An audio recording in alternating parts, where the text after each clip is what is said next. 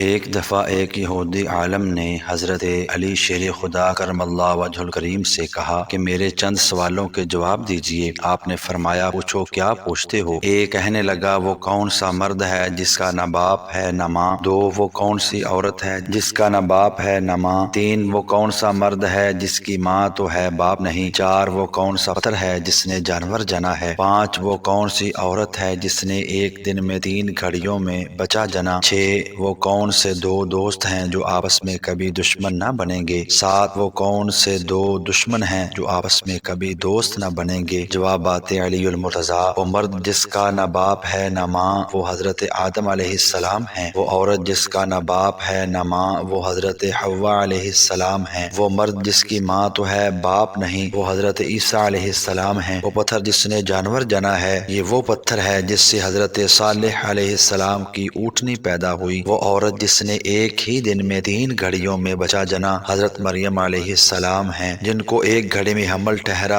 دوسری گھڑی میں درد ذہ پیدا ہوا اور تیسری گھڑی میں حضرت عیسیٰ علیہ السلام پیدا ہوئے ہیں۔ وہ دوست جو کبھی آپس میں دشمن نہ بنیں گے وہ جسم اور روح ہیں۔ وہ 2 دشمن جو آپس میں کبھی دوست نہ بنیں گے وہ موت اور حیات ہیں۔ یہودی نے جب یہ جوابات سنے تو کہنے لگا علی آپ نے واقعتاً بالکل صحیح جواب دیے اور میں مان گیا کہ آپ ہر چیز کو جانتے ہیں۔ ایسی اچھی اور سبق آموز ویڈیوز دیکھنے کے لیے چینل کو سبسکرائب ضرور کیجیے گا۔ اللہ حافظ۔